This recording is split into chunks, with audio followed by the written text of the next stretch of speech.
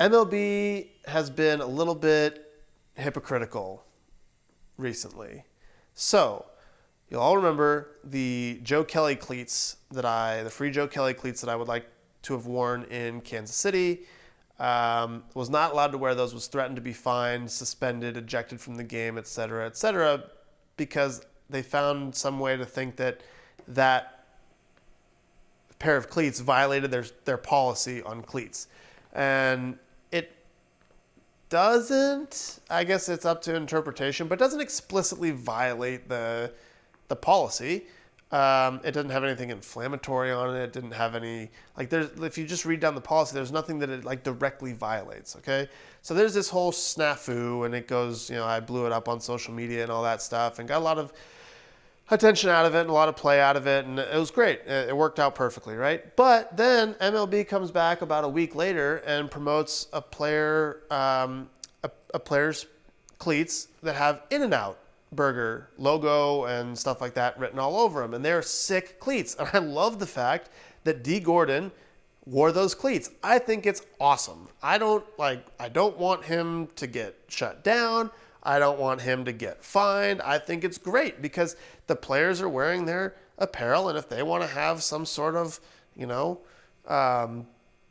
advertising dollars, if someone wanted to advertise on the players' cleats, I think the players should be able to do that. I mean, technically, already it happens, right? Like if you wear Nike cleats, usually Nike is paying you for, as a sponsored athlete, or Adidas is paying you, or New Balance is paying you a certain amount to then rep their equipment on the field.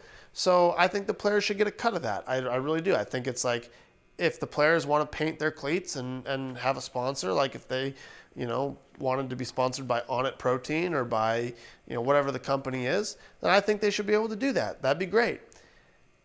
MLB does not want players to do that because in their policy, it's explicitly stated that players are not to use logos of non-MLB sponsored, and there's a whole language about it. Yet, when those cleats were worn, Cut 4, an official MLB channel, social media channel, promoted them and made a tweet about it and said animal style, which is funny. I'll give them that. It's great. Animal style burger at In-N-Out. It was a great tweet.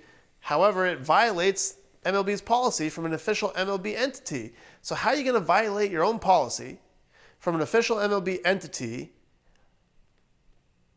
when you won't let me wear free Joe Kelly cleats because you're just a little bit sensitive about the issue when it doesn't violate the policy? Little hypocritical there, MLB.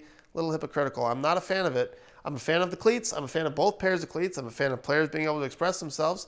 I even understand that it is an MLB game and you're sanctioning this. So if you don't want players to be able to get paid for putting advertisements on their shoes and you want to get that money instead, I can understand that from a business perspective. I don't agree with it. I think the players should be able to do that. However, I understand it.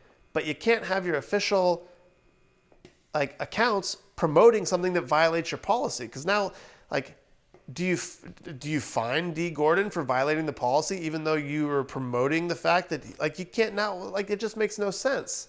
So, little hypocritical there on that front.